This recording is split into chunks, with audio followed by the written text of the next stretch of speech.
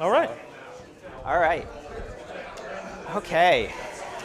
All right. Well, thank you, everyone, for bearing with us. I'm so glad that you are all able to join us today for Khalil Wilkes' talk on name, image, likeness, and the college athlete experience. I'm thrilled you're all here. I'm thrilled whoever's online is with us as well. And we're trying a little different tech setup today, so we're going to see whether everything works quite as well as we hope. But I've got high hopes. Just to quickly introduce myself, I'm Jason Rantanen. I'm the director of the Innovation Business and Law Center here. Our speaker series for this semester is Name, Image, Likeness, and the Law. So we're really delighted to have Khalil Wilkes join us today. So today we're going to hear from Khalil Wilkes, who is a business affairs executive with WME Agency. Prior to joining WME, he served as director of compliance at Mogul, which was a minority-founded and impact-focused agency with the goal of empowering athletes in the NIL era. This is one of the startups that emerged during the NIL era to start to deal with some of the complexities that were developing in this amazing new market that emerged over the last 2 years. He also served as Stanford University's compliance officer, where he was responsible for managing transfer requests, personnel issues, agent registration, and NIL-related transactions and rules interpretations. Again, right at the early stages as everyone was trying to figure this stuff out. Khalil also has experience with the NCAA in academic and membership, where he interned after graduating from law school at Villanova. He played in the National Football League briefly for the Chargers and was an all Pac-10 offensive lineman at Stanford University. Khalil earned his JD from the Villanova University Charles Widger School of Law, where my colleague Michael Risch says wonderful things about him. So, fingers crossed. So please help me welcome Khalil Wilkes. He'll talk for about 40 minutes, then we'll have a little bit of time for Q&A. And just as a reminder, this program is being live streamed and recorded. Thank you guys for having me. My name's Khalil Wilkes. Professor Rantanen did a great job giving me a bio, probably said a little bit more than I actually accomplished in my life. Really appreciate being out here with you guys in Iowa City. Thank you, Adia May, as well, University of Iowa Law alum, that gave this opportunity, or at least presented this opportunity to Iowa to have me come speak to you guys today. So gracious to be out here in Iowa City. I didn't think I was ever going to be able to make it to Iowa City, to be honest with you. My playing career never brought me here. A lot of my work isn't in Iowa City currently, but I'm happy I'm able to be here with you guys today, despite a little winter storm yesterday when I came in. All right. And today we're going to be talking NIL and a little student-athlete experience. I don't know if that should be a period at the end of that or a question mark or exclamation point, but we'll figure that out by the end of today, or at least after this session. All right. Hello. So I'll be honest with you. I feel a little bit more like this guy to the lower right than the guy up top with my suit on and going in for battle, but not quite. But WME Sports, Business Legal Affairs, where I manage NIL compliance. I also handle the deal flow of WME as well as IMG, that's under the Endeavor umbrella. So that will also include IMG models for some of our student athletes as well. NIL experience, I was a former student athlete. I do believe that is NIL experience, even though it was before NIL's inception. As well as being a compliance officer at Villanova before NIL, NCAA when SB 206 came out, helped a lot with their interim policy that they have now, all 3 rules, and also at Stanford, my alma mater as well, where I helped a lot with their NIL compliance, even looking at some tech platforms that we can use as an education module. And then from there, I moved on to a startup called Mogul. Shout out to Aiden Sayel and Brandon Wimbush, doing great work there. Got to meet some great compliance staff at Iowa, trying to pitch our startup to the university. They didn't choose us, but it's okay. And at Mogul, I worked for, I would say, the 99% of the student athlete, the individual that can't actually have that agent, or at least doesn't have at least the NIL compensation that is warranting them to have an NIL agent. I worked at a tech platform called Mogul, and currently at WME Sports. Today's conversation, we're going to go over a lot. I hope I don't go over the 40 minutes. A little NIL background. I know there's some great professors and individuals that's going to be talking to you guys about NIL, so I won't go too much into the weeds, but do want to tell you guys how I interact with NIL. NIL's impact on recruiting as a student athlete, as well as my student athlete experience, me and the president, as well as kind of how I would look at it if I was a student athlete in today's age with NIL. The idea of NIL in theory versus in reality, the differences between those two, some of the thoughts that at least the NCAA hoped NIL would become and what it's become currently. And third-party response from the school level all the way to the agent and commercial brand level, a little Q&A at the end. All right, quick refresher. I'm sure a lot of you guys know what NIL stands for, at least maybe you guys just wanted to hear me speak today.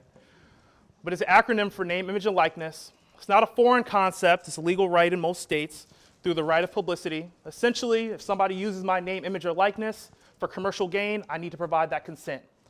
And why this is important today, starting actually in July 1st, 2021, because prior to that, the NCAA rules prohibited student athletes to engage in NIL. So they were not able to have the same rights as even a lot of their student colleagues that were able to monetize off their name, image, and likeness. And capabilities through NIL. Student athletes have done great things through NIL, but some of the capabilities that are out there are appearances. Do a lot of appearance deals, endorsements. We're about 80% so far. I'm sorry, numbers are terrible in NIL right now. We're still working on that through disclosures by student athletes, but endorsements are mainly where you see a lot of NIL come from. Instruction as well, coaching, as well as doing camps or clinics, with your name or image or likeness all attached to it, as well as licensing, autograph signings, NFTs, and self-employment, whether that's making a shirt, clothing line, apparel, etc. But of course, there's limitations in compliance, and that's where a lot of my work come in. So really, there's three bodies of work that we use in compliance, at least from my end. That's the NCAA's interim policy that says there has to be a quid pro deal. It has to be work for hire. No play for play. Essentially, there cannot be any athletic incentives or any NIL compensation that's tied to your athletic participation in your sport. And no recruiting inducements, meaning that your NIL compensation cannot be contingent upon going to a particular university. Can't say, Khalil Wilkes, you'll be able to make this amount of money if you come to the University of Iowa next year in NIL.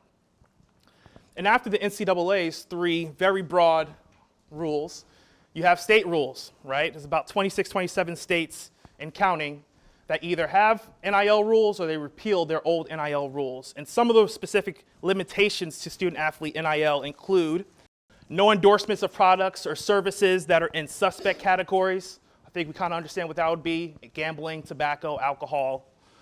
University-required education. Specific states have that. I don't believe Iowa would have that in their state laws. Athlete agent requirements as well as licensing. That's a big part of my job, make sure that our agents are registered in the states to be able to represent student athletes.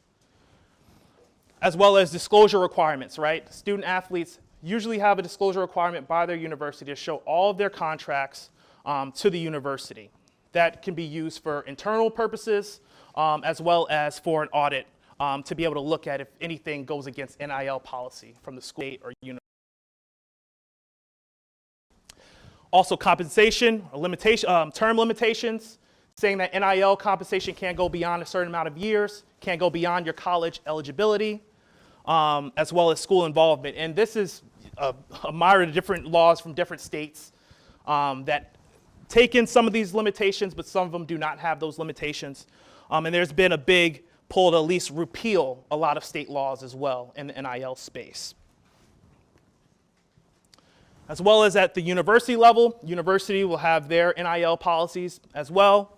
Iowa has a great NIL policy. Thank you. And usually in those limitations, there'll be more specific limitations than the state already gives. So say if the state says you have to disclose based off a university policy, the university policy will actually tell you through what device, through what platform do you have to disclose, and within how many days. 7 days through influencers such as. And most importantly, the university NIL laws are used to determine, we said, disclosure process as well as the timing of NIL activity as well, saying that student athletes cannot engage in NIL during class time, during team-related activities, right? So as a compliance officer, these are the rules that I'm looking at daily whenever I have any inquiry from a student athlete working in NIL to make sure that they're abiding by the NCAA, state, and university laws. All right, so now the fun stuff. So what has NIL been thus far since July 1, 2021? Mainly we have seen football and basketball, high revenue. having a lot of student athletes that are highly involved in NIL also being used in recruiting in those sports. NIL compensation in other sports is happening, but right now that number isn't too high right now. It is about a median of NIL compensation of only $1,300 a year. If you take football out, it's much lower than that. Take out a lot of the quarterbacks that are making a lot of money and women basketball players that are making a lot of money. It's not much money right now in NIL. But it is an opportunity for the new grassroots influencer. Student athletes that have a lot of influence on campus, hard to reach markets, as well as in their local communities. And unfortunately, there is a gender equity gap currently. A lot of female student athletes are engaging in NIL, doing a lot of deals through NIL. A lot of encouraging things coming through NIL. We actually, at MWE Sports, represent Olivia Dunn, who's done great in NIL. But unfortunately, the pay wages have been different from men to women, even in very similar sports and very similar situations with brands. I believe you guys are going to be talking about that in a couple weeks as well. A couple months, sorry. Now, student athletes have, like I said, used NIL in a myriad of different ways, a lot of different ways. Darren Rencher up top, when I was at Mogul, he was a former Clemson football student athlete. He did a great job at least being able to create the Players Club podcast, his own podcast. He always had an interest in creating his own work. And from there, that opportunity led to him being able to work with the AC Network, doing some of their commentating as well on their end. Philanthropy, you guys might know Tyler Lindenbaum, a great offensive lineman that's at the Ravens, giving back to the Steed Family Hospital, as well as Caitlin Clark doing the same. Community Uplift, Blake Corum over at Michigan, giving out free jerseys to the local community, enhancing football participation, athletics participation in that small town. Brand ambassadors, we have up here even Outback teammates, ambassadors for big organizations such as Outback. Nike as well has their own campaign, Adidas. A lot of commercial brands have gotten into this space through the campaigns with student athletes. And great entrepreneurs as well. A punter for University of Iowa, punting is winning. I saw the shirt when I went over to, was it Raygun? Is that the great store? Got some memorabilia stuff there. Saw some NIL shirts in there too from Fran McAfee and some others, so that was encouraging. And we're starting to see this in the high school grassroots level as well. Our agency represents a couple of high school student athletes in select states. And right now there's about 25 states, including Washington, D.C., that is opening up NIL to student athletes. And this is something that maybe last year, only a couple states, right? California, New Jersey, New York. Now we're having almost half the states being able to have that for their high school student athletes. And that's the high school associations that make those rules for those athletes as well. And with high school athletes obviously getting in this space, NIL is going to impact recruiting. I've seen a lot of different articles where people might debate on the actual impact, how much of an impact is made in recruiting for most sports. Right now, participation in NIL throughout all sports is about 17% of student athletes are engaging regularly through NIL. I'm hoping that that number obviously increases with them feeling more empowered to monetize their NIL.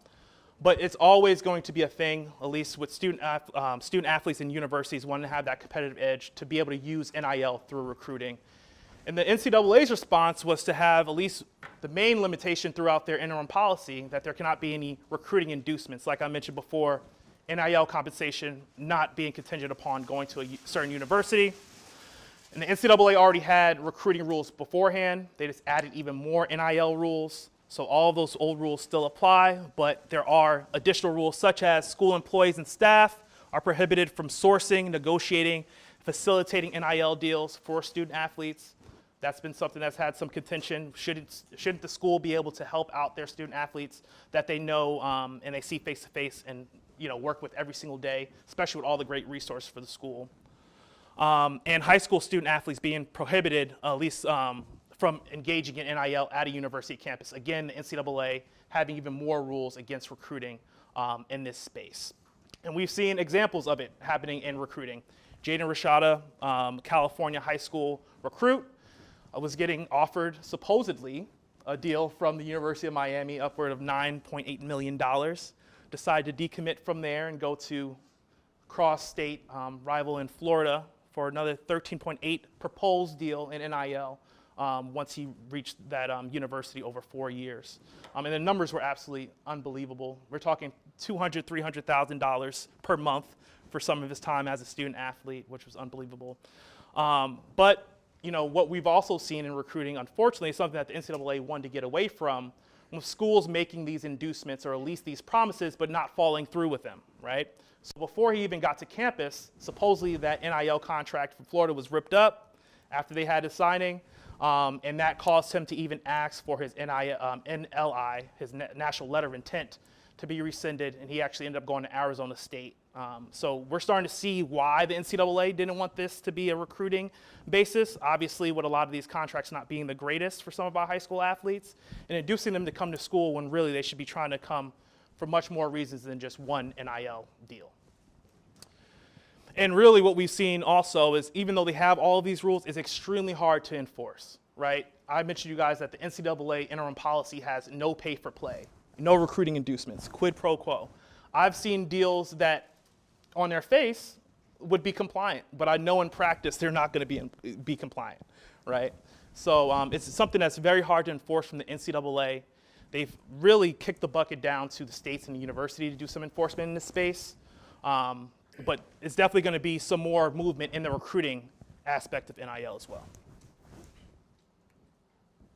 All right, the fun stuff. So, class of 2009 in high school, please don't try to date me too much or think about how old I am. When NIL was not available, my main thoughts on recruiting were, I'm going to get the best education I can. I have a great ability to be able to go to great universities. I'm only 6'1", I'm not 6'5", 320 pounds. My dad played college football. He said, you probably won't go to the NFL, so just go to a great academic school, get full ride, and the other things will come into place. And with that, a lot of things that were important to me were obviously athletics, team success, development, environment, the coaches as well as the perks of facilities and game time atmosphere. And it was all with a very small village. I had my parents, coaches, close coaches at the time, my girlfriend and a couple friends helping me with that decision process. Not a lot of people, didn't have a 7-on-7 or offensive line or trainers helping me out in that decision. And really it was all for the thought of, this is not just a 4-year decision, it's a 40-year decision, right? Where you decide to go to university is something that's going to benefit you outside of these 4 years, outside of these walls, and what you want to do. And that's something that has helped me, right? I've been able to use my student athlete success, and even though I wasn't able to monetize at that time, be able to parlay that into some career opportunities. But today's Khalil Wilkes, in today's world with NIL, I'm not sure if I view my college choice the same way, if I can make money right now. How much is my Stanford degree worth if I can make $300,000 in my first year? I left Stanford and I left my law school. I wasn't making $300,000. I'm still not making $300,000. So at the end of the day, with NIL available, maybe I'm thinking playing time. How can I get my face out there? Monetization, being in a small atmosphere, Iowa City, where I'm the absolute man of this city, of this state, compared to going to a metropolitan area, say in Miami or New York, that has professional teams. Maybe I think about that. Development to the pros. In NIL, in terms of school location, am I from Iowa? Can I get even more by going to the University of Iowa, right? I believe AJ Espinenza, the defensive lineman, he has a younger brother that's coming up that's an absolute beast. I'm sure he'll probably think about going to Iowa because of the NIL that he can probably gain from his brother's notoriety, and then him being an Iowa kid going to the University of Iowa. We'll see how that works out. And now, instead of looking at it more so of a 4 versus 40-year decision, a lot of times I'm thinking about a year-by-year decision, right? With the transfer portal, I'm going to the University of Iowa today. If my NIL deals or if my time at school isn't quite where I want it to be, I can always go into the transfer portal.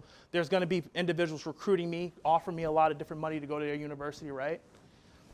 So it's very interesting. I mean, even though I absolutely loved where I was at and where everything ended up working out, with NIL, it's another thing that these recruits are thinking about at a very young age when they're deciding on which universities to pick. Whether that's good or bad, I think that that's great that they at least have something else that they can aspire to while they're at a university. And moving into my student athlete experience, To be honest with you, I think I was blessed to at least be the student athlete that I guess the NCAA would want us to be, right? You graduate, you compete high, you go to your school, you're there for your 4 years, you don't transfer. I had a great time there. We competed at the highest level on the field, in the classroom. We went to 4 BCS bowl games, won a Rose Bowl. This was before the Iowa-Stanford Rose Bowl. Sorry about the band, okay? Thought I was going to throw that one in there. I'm not a big fan of the Stanford band. But a lot of success. Pac-12 champions. I was an all Pac-12, all conference guy. So it was a great experience. But with that, it was a lot of struggle. And not to get on my soapbox, but to be honest with you, coming from New Jersey, being a New Jersey kid, going out to California, not having my family around, not having a ton of money to be able to have my mom come out to games, not being able to fly out during Christmas break, staying around at a local hotel, right? Those type of things affected me. And being a student athlete is hard. You have your time management. Your body hurts all the time when you're a football player, all the time. And then you have pressure. I'm in class thinking about what I'm going to do in class, but I'm also thinking there's a 320-pound guy that wants to rip my head off on Saturday. What my mom watching on TV? She's DVRing it. So these are all things that student athletes constantly have to think about, deal with, right? I'm sure Fran McCaffrey, they lost yesterday. Now they got to go have class and come back and think about NCAA tournaments. A lot of things to think about, especially at that young age. And outside of that, what are you getting in your scholarship? I think I got a lot through my scholarship at Stanford. I was able to have some internship opportunities during the summer, but for a lot of student athletes, that option isn't open to you, right? During the year, you're being controlled they tell you exactly where to go, where to be.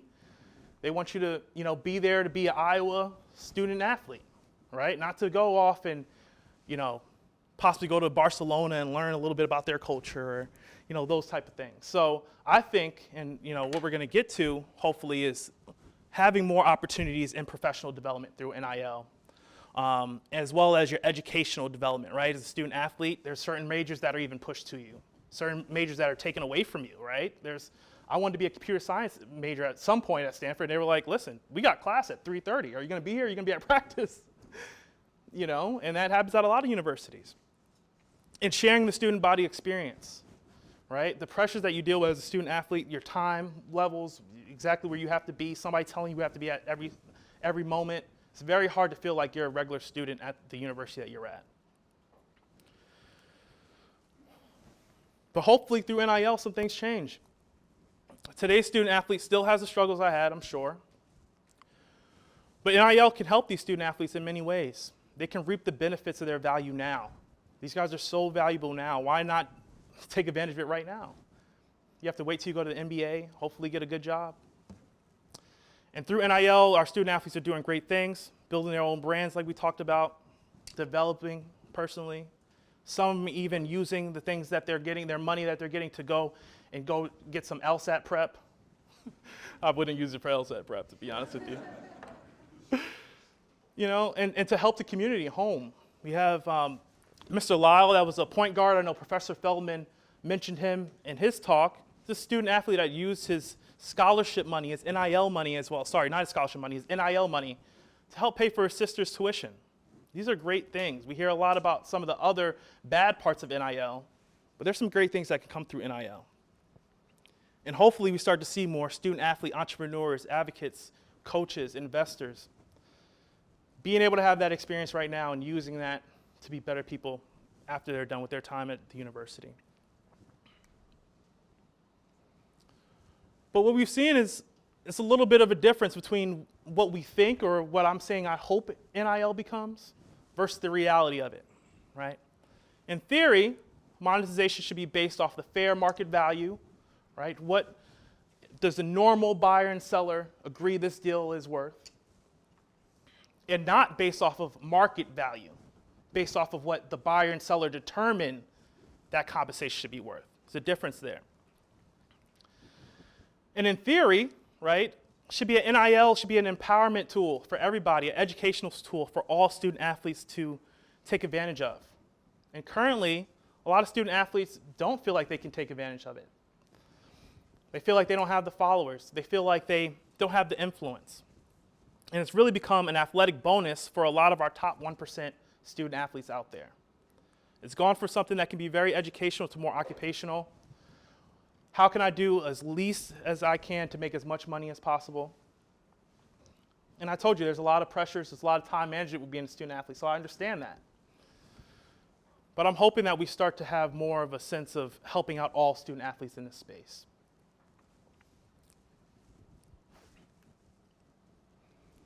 And how have third parties reacted to NIL? Everybody has had their hands in NIL in some way, right? Whether that's schools, commercial brands, small brands, collectives, tech platforms.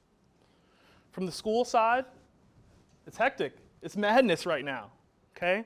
Little to no guidance from the NCAA or conferences in this space. A university by university approach. The NCAA just came out with a memo saying for NIL violations, there's a presumption of guilt that the schools have to then rebut if there's any type of violation, right? If there's any type of evidence of any type of NIL violation, University of Iowa's athletics department has to show evidence that they did everything that they could and that there was no violation that was had. And it's become a political issue as well, right? Whether you have somebody in the state office that is a Hawkeye or a Cyclone, maybe some of those policies are more in your favor depending on what the politics are in your state. And the things you got to hear also from your coaching staff. I'm overworked. These guys are transferring all the time. They want to hear about NIL. I'm trying to talk to them about the facilities. They want to talk about how much they're going to make. Right? And it's an arms race. At the end of the day, in college athletics, we don't have a draft. Everything's about competitive balance. Everything's about recruiting. Right? So as a school, you want to obviously have that arms race. You want to do more in NIL than, say, the individuals over at Ames. But you also want to keep your school culture, your school identity, right? And right now, mainly what schools have done is provide education as well as monitoring opportunities for student athletes to disclose their NIL contracts. They usually power with tech platforms such as Influencer, Open Doors. University of Iowa right now is powered by Influencer Plus, providing education to student athletes as well as allowing them to disclose their deals in a compliant manner. And there's also in-house NIL positions as well. So if all of you guys are thinking about possibly working in this space outside of jobs in the agency, there's also jobs that are starting to be had within the school, NIL, in-house for NIL deals. Tech platforms. So I mentioned before that I was at Mogul, right? I did Director of Compliance and Athlete Education. Several tech companies, they help student athletes navigate NIL. They provide a platform for student athletes and brands and fans to connect, and they help source deals as well. So when I was at Mogul, we had individuals out there pitching a lot of our student athletes to brands that aligned with their thoughts on how the student athlete thought they wanted to align their brand, as well as having me help out with the compliance, make sure that I talk to Lila and individuals in the compliance offices at different universities to make sure that all NIL was compliant with university, state, and NCAA rules. Some of these also provide education modules. There's much more than 6 of them out there as well. So also other opportunities for law students afterwards to possibly work in this space. And like I mentioned before, tend to partner with schools, ask for a retainer for their services. Collectives, I won't go too much into collectives, but I will mention them. They are a player in this space. Collective is a pooling of school alumni for NIL opportunities and money for the school's student athletes. Very much school and sport focused. So the University of Iowa's alumni wanted to come together and support student athletes. They can build their own collective. It will likely be different than Iowa State's collective, right? Because at the end of the day, we want to have that competitive advantage. And it is heavy into recruiting. It's the reason why a lot of schools differ on how they interact with collectives. Okay. Now the pros, right now in a lot of state and state laws, they don't allow schools to be involved. They don't allow staff, employees to help their student athletes negotiate NIL deals. Well, collectives, they still have that targeted audience of the school's student athletes, and they still get to help, without the school being liable for these deals. And they can direct large sums of money to specific athletes, that help with the success of the athletics program. Unfortunately, usually they lack support staff, and they tend to have some shady and bad deals, a lot of general terms in a lot of their deals that I've seen. But in my work at an agency, we do work with collectives as well in a compliant manner. In agencies, how have agencies been affected by NIL? So when the NCAA, through their interim policy, allowed NIL for student athletes, they also allowed agents to be in this new world working with student athletes, particularly only for for name, image, and likeness. Still cannot represent them for their professional pursuits, anything that deals with, their tie to possibly being an NBA player or NFL athlete. Still has to be NIL within college, but that would include financial advisors, marketing consultants, agents as well. And usually, to be honest with you, like I mentioned before with the numbers, NIL isn't a big money grab for a lot of agencies, but it is based off of building those early relationships and recruiting.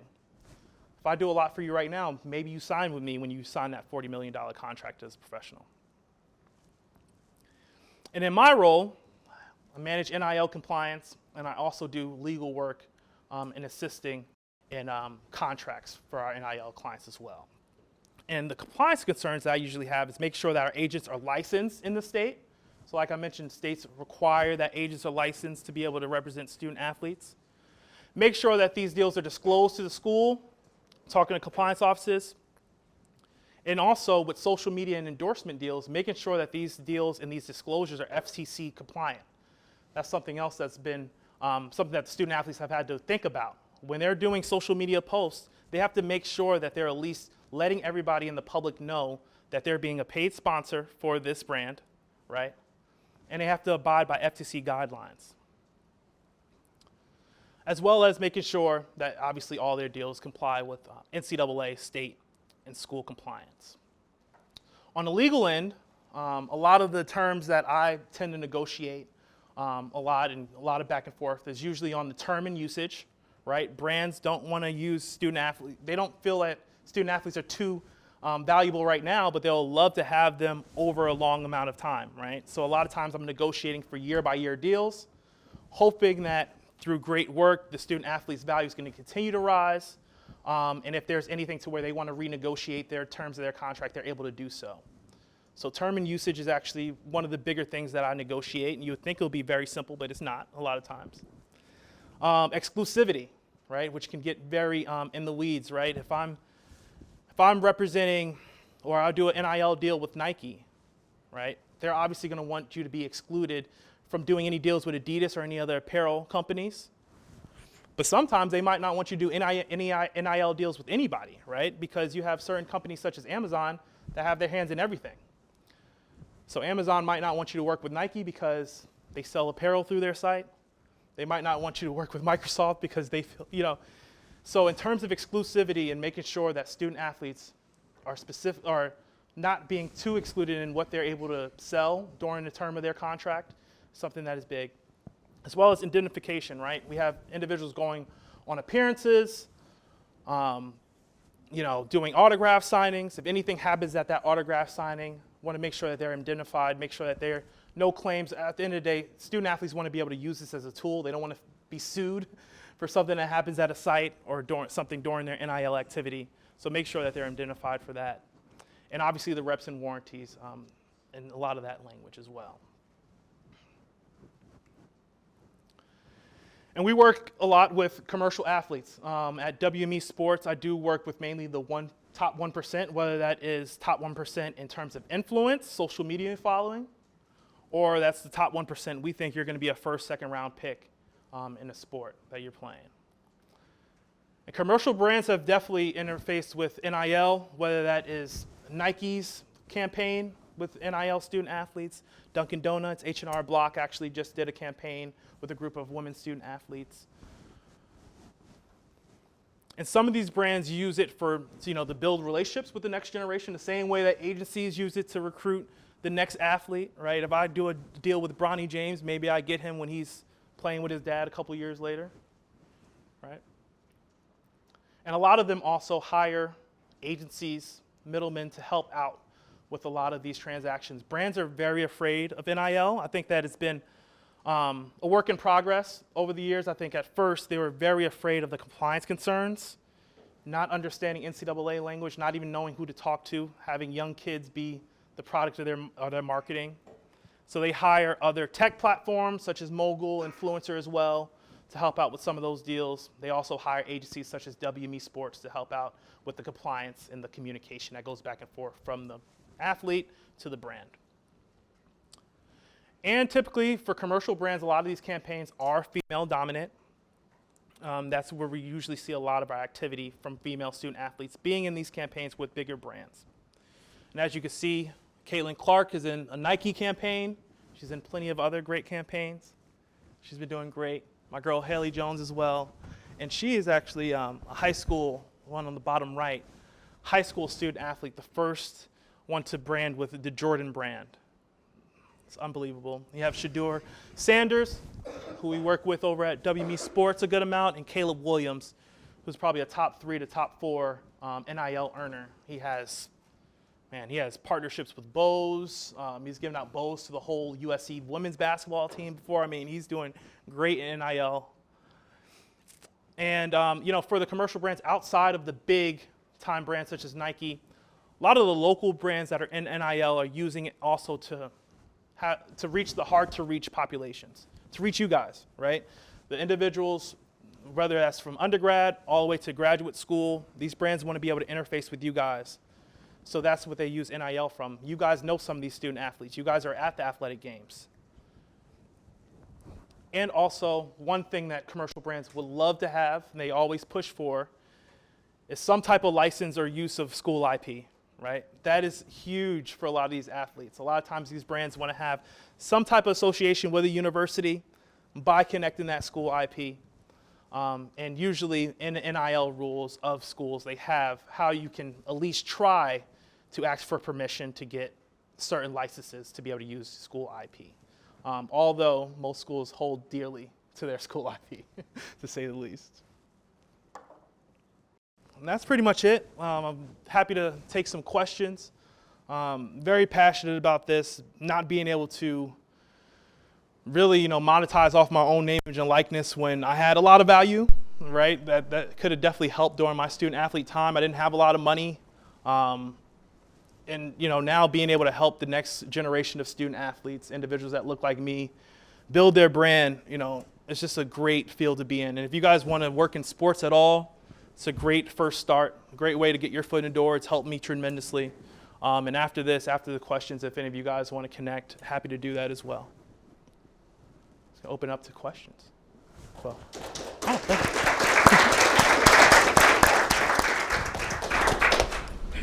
All right, and please say your name. Yeah, that's about it. Get to it. My name's Alex. Thanks for coming. Are you worried at all that the NCAA's introduction of NIL and trying to kind of keep it still within their house kind of cut short a bigger conversation about athletes' actual abilities to be either, if not fully employees, at least have a greater range of rights, and then the NCAA just kind of reclaiming NIL and these general rules stop that short of where it could have been? Yeah, I think a lot of people obviously say, NCAA, this is something that you guys could have taken advantage of or utilized a lot earlier before the Alston case and some of these other cases came out. So I do think that NCAA probably should have been more proactive, to be honest with you. The whole NIL theory versus in reality, they did have that in the back of their mind. I worked at the NCAA with a lot of staff members that wanted student athletes to be able to monetize off their name, image, and likeness, but they saw all of the also bad actors that might be in this space, and seeing some of the recruiting inducements and bad things that also come from NIL. So I have a soft spot for some of the individuals at the NCAA, the staff members, but a lot of their just ways that they got to this point, obviously with Johnson, NCAA, thinking about having student athletes as employees, it's a little bit too late from the NIL side, I believe, but we'll see. My name is Spencer. I was just kind of curious, how much conference bias do you see when it comes to getting these NIL deals? So are people more likely to get these NIL deals if they're going to a Power 5 school, or less likely because they go to smaller schools, large, very small? I'm curious. Yeah, in terms of NIL compensation, I do think that as a business, you put in what you get out, right? So I can be at University of Iowa if I'm not doing anything on my social media outtake, or I'm not out there actually seeking to do anything in NIL, I'm not going to make much out of it. So I've seen people at small schools do great in NIL, even more so than the people at their big state colleges because they just put more into it. But with that said, obviously you want to have more vision, more eyes on you. Obviously, playing in a Power Five, that comes with media deals that you're going to be at, on TV at certain times. University of Clemson and some other universities, big universities, are thinking about having, the student athletes handle on the backdrop of one of their media days, or even on the back of their jerseys, during spring practice. How many people are watching a Clemson game or practice compared to South Carolina State, right? So obviously going to a Power Five conference, going to a school with a lot of visibility is something that's going to help out your NIL. But a lot of times it's also really what you're putting in. Yep. Okay. Hi, I'm Austin. You spoke a bit about disparities between the men's and women's athletics and sport to sport. I know when NIL legislation was being discussed was potential inequalities on a racial basis. Is there any data on that, on whether there's inequality in for different races of students or students of color specifically? Yeah, so statistics in NIL are super hard to find right now because student athletes first have to disclose their agreements for us to have any type of real data behind it. I will say a few HBCU student athletes have done great in NIL, mainly pitching around within their school, within their community, within the Black community as well. But I do think that it's something that as we move forward, we're going to start seeing individuals from not just the main sports, but also the smaller sports, individuals of all different colors, hopefully monetizing and helping their communities, right? At the end of the day, it's not just about monetization. You can do a lot for your community that doesn't even put any money in your pocket through just the influence of your name, image, and likeness. So that's something that I'm hopeful for. Sorry for not being able to have a better answer to whether that's actually happening in practice. But from my vision, I feel like there's still work to be done in that aspect. So I'm Chuck. I know you talked about how if you have an agent for NIL stuff, they're just supposed to work on NIL stuff. Yes. Do you see athletes that sign with that same agency/agent when they do go pro? Is there a quid pro quo with that that's not talked about by the NCAA yet? I don't think it's talked about because they don't want to get into the weeds of even looking and finding any of that stuff, to be honest with you. So yeah, but sorry, say the question one more time. I totally lost my thought. So that they stick. Are they basically using it as a pipeline to sign them as pros? Yeah. So that's do you think the NCAA will do anything about that, or are they just looking because they don't need to get into? Well, in their rules, it does say that you're not supposed to be, and within school policy, it'll specifically say in terms of when you're, being registered as an agent to make sure that, you're abiding by all of the rules. And at the end of the day, you can't have any type of agreement that this person is going to be your agent once you become a pro. But in practice, of course, it happens. And if you're working with somebody over 3 or 4 years, you want to be able to be rewarded with that once they become a professional. Obviously, you don't have that in your contract, hopefully, right? Because if any violation comes out and they're looking through discovery at different things, they're going to be able to see, look, you have it right here that after he graduates or ends his college athletics, you'll be his agent. I have seen it go both ways. I've seen individuals stick on with their agency. I've seen people leave last minute. So I think that these are kind of the first case studies we're starting to see within the first couple years. And I think that's going to be very interesting to see how much agencies put into NIL with that being the case. Agencies know that NIL doesn't make a lot of money for them. It's really peanuts compared to professional. It's all about the relationship building and getting, that return on investment on that first or second contract in professional. If we start seeing more people leave from WME to CAA, Wasserman, all these different agencies, who knows if they put more into their NIL efforts. Yeah. And if you have a story regarding this, I'd love to hear it. All right. So when you were a student and they didn't have NILs, you heard stories on podcasts like Fred Taylor opened his store and found a bag of 20 grand from Georgia on his store. You asked that question. have you seen that NILs had that money just transferred over into a more public, more legitimate means, or is this, you think of that still a problem with recruiting, and this has just become maybe another avenue for people through a line that they can? Yeah, it is a problem. That's what we mentioned before, like the impact of recruiting, especially in high revenue sports such as football. And I think that, like I said before, that is going to continue in the space.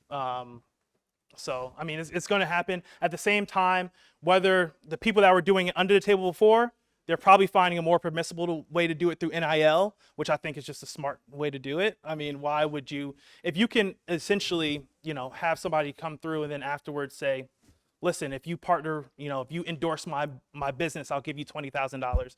That's a lot different than handing the $20,000 off like some, not University of Iowa, of course, or Stanford University, but other schools might have done before, that now they could try to find permissible ways. And that's what I mentioned before in terms of the NCAA's enforcement of it, right? They have these rules of no pay for play, no recruiting inducements, quid pro quo, but in practice, is that really happening, right? At the end of the day, is this NIL compensation really for you to be at this university the whole time?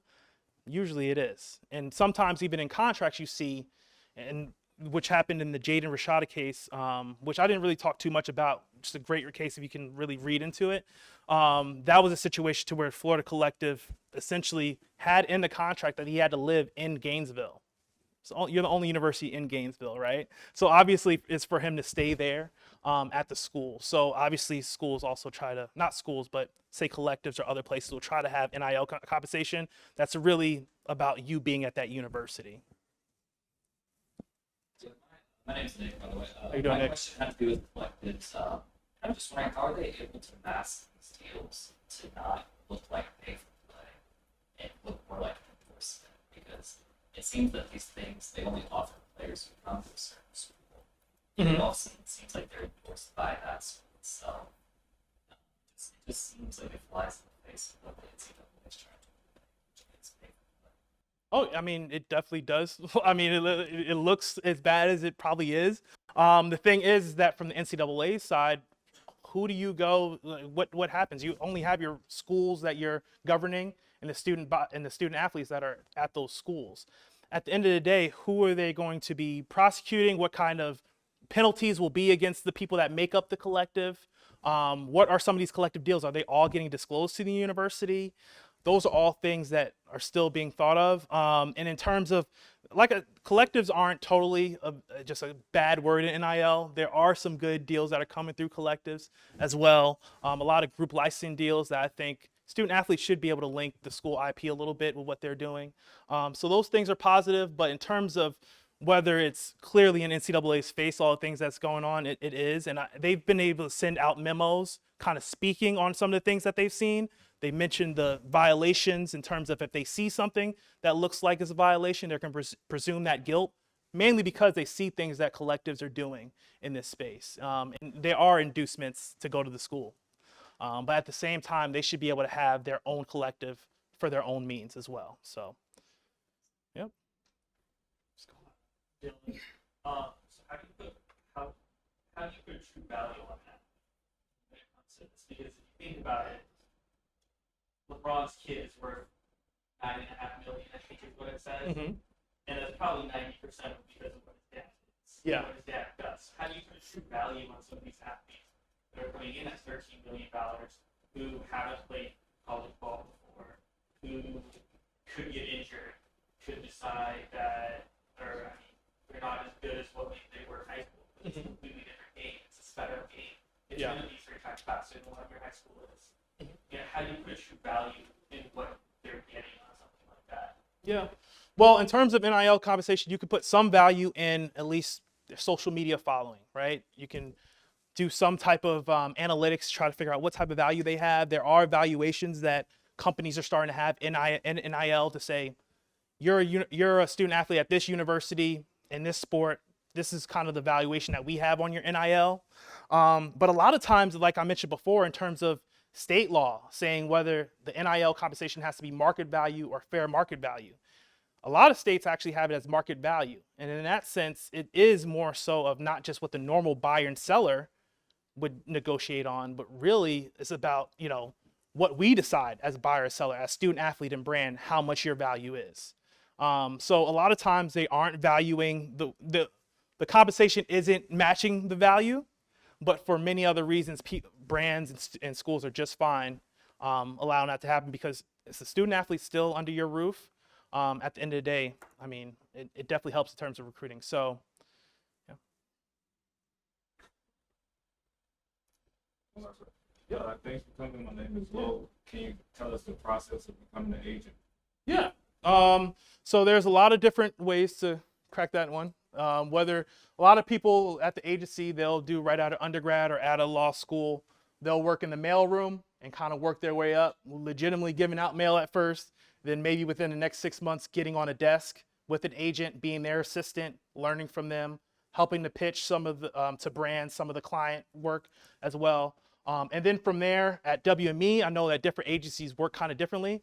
You get promoted up to junior agent to where now you're starting to have more interface with the client, really doing, as if the client is really yours, but at the end of the day, you are answering up to a higher agent. And then there's, the agent, and in my agency, we have marketing agents, right, that do all the off-field stuff, right? They connect the student athletes to the brands. Usually they work in NIL now.